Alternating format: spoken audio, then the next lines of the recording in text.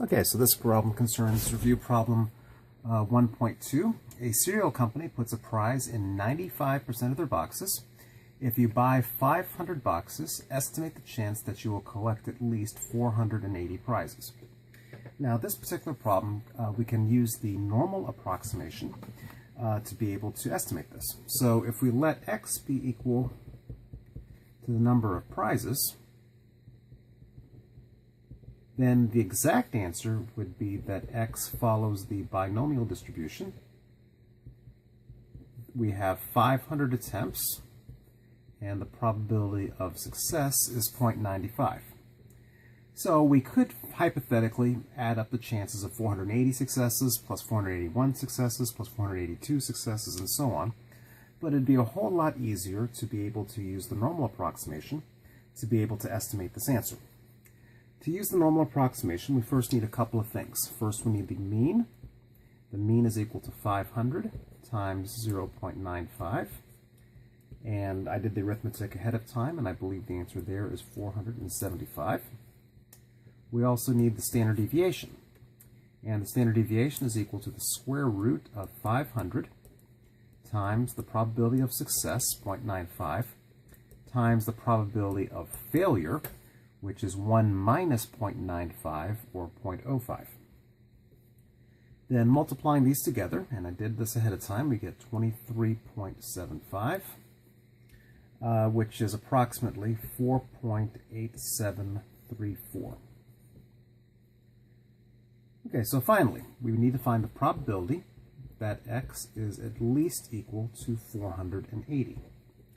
Now, we can estimate this using the bell curve. And so when I can use the bell curve, I have to convert to standard units. It's always going to be something minus something over the something else. Now, the average for the bell curve that we're using is the mean here, 475. And the standard deviation we use for this problem is 4.8734. Now, what number goes here? It's not going to be 480. To get the best estimate for this problem, we remember that I'm approximating the binomial distribution. So there's 480.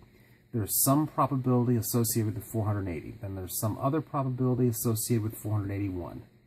And some other probability associated with 482. And I'm approximating these rectangles with the bell curve.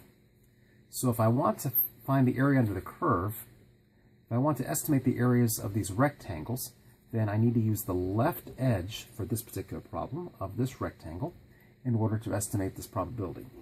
So the number that goes here using the continuity correction is 479.5.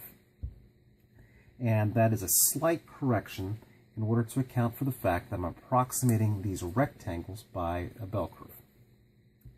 So that's equal to the probability that I have a standard normal random variable is bigger than, and if I did the arithmetic ahead of time, 0.92338.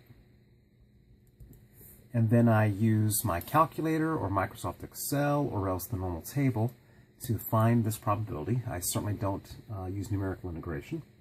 And I find that this probability is about 18%, 0.1779.